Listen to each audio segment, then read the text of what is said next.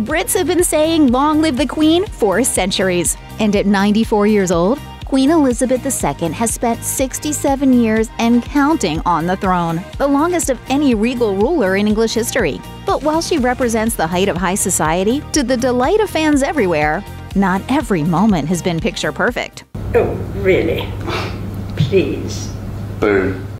Who among us hasn't been at the grocery store and failed to realize that there was an actual in-person celebrity in front of us in line?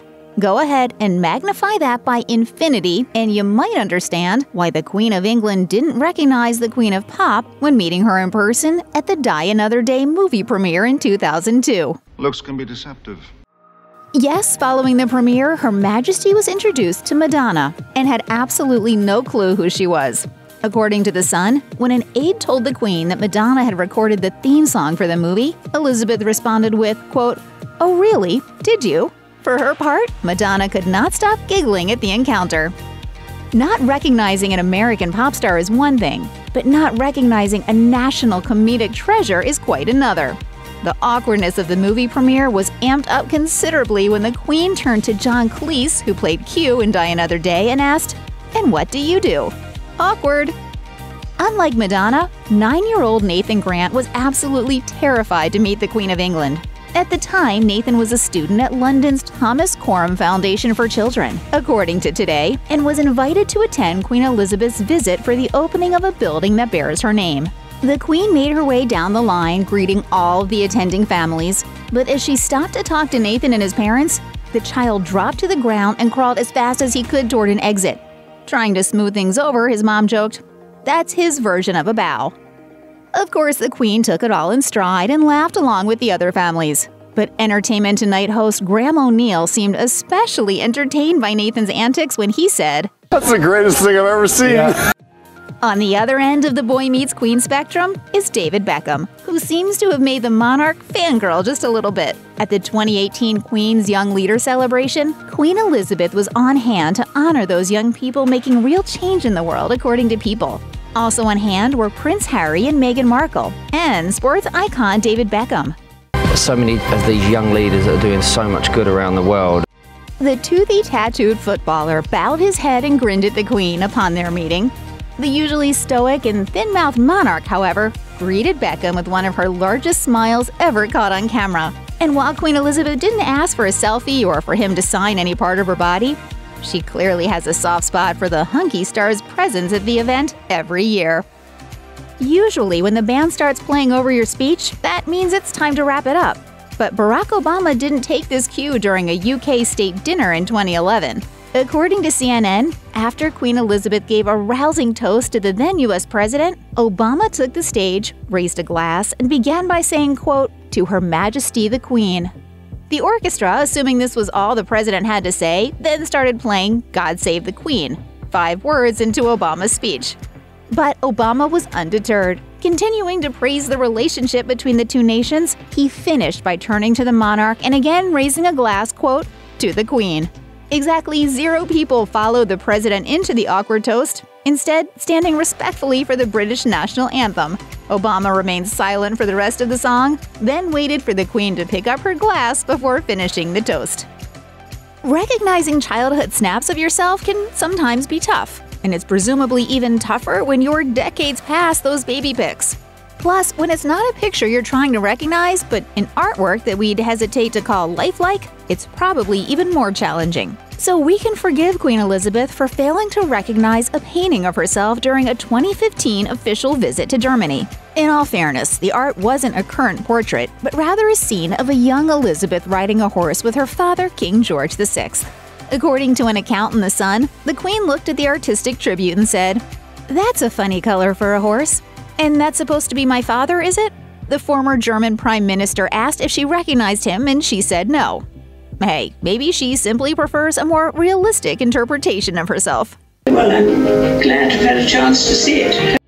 Okay, so maybe Queen Elizabeth wasn't wowed by the horse painting, but surely even the Queen of England has to be impressed by a chair made up of swords from vanquished foes.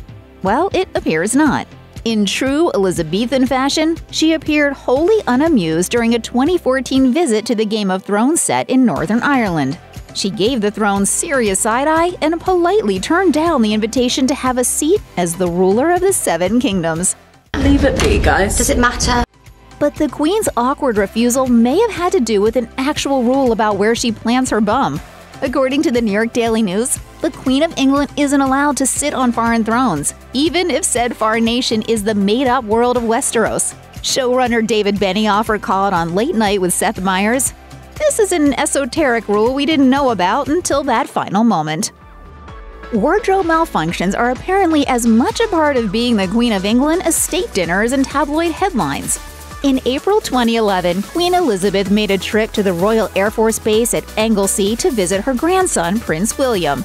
The prince was stationed there as part of the search and rescue team, according to the Daily Mail. Decked out in a cashmere coat, the Queen stepped off her official transport at the base and was immediately met with a massive gust of wind. Her matching Rachel Trevor Morgan hat nearly flew off her royal head when met with 50-mile-an-hour winds, forcing the Queen to grab onto it lest it awkwardly fly off into the English countryside. Fortunately, the hat stayed on Queen Elizabeth's head, and the visit went off without another hitch. Anyone who's ever bet on a horse to win and watched it finish third knows you reach a point where you just don't care anymore. And we can only assume this was how Queen Elizabeth felt during the Royal Windsor Horse Show in 2015, when her horse, Balmoral Gemini, finished a disappointing third in the Highland class, according to the Mirror. Given that the race was held on the Queen's literal home turf at Windsor Home Park, she probably really felt the burn. The Royal Windsor Horse Show was graced by the presence of Her Majesty the Queen.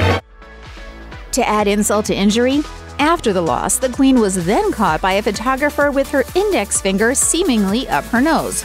Well, to most of us, this might be an awkward picture that gets sent to the family group text. When you're Queen of England, it ends up in the Mirror with the headline, "We are snot amused." Imagine you and your teammates on your local hockey team stop to take a post-game selfie. And when you look at your camera to decide which one to post, you notice a little old lady in a blue hat with a massive grin staring right into the camera. Cute, right? And downright life-changing if that little old lady is the Queen of England. So there are some disadvantages to crowns, but otherwise they're quite important things.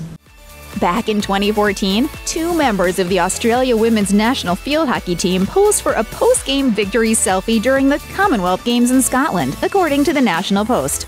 Jade Taylor and Anna Flanagan immediately noticed the Queen and tweeted it out, saying, "The Queen just photobombed our selfie." The snap was quickly retweeted thousands of times, as well as by the official Twitter account of the British monarchy. Getting reprimanded by your grandma for improper manners is embarrassing, but it's especially humiliating when she does it on a grand balcony in front of tens of thousands of loyal subjects, and then your son effortlessly underscores the embarrassment. Just ask Prince William, who, during the Trooping the Color parade in 2016, leaned down to chat with his son, Prince George, as the royal family watched from a Buckingham Palace balcony. The Queen not so politely told William to stand up, which he did, but Prince George, who wasn't even 3 years old at the time, offered a royal palm to the face, adding insult to injury.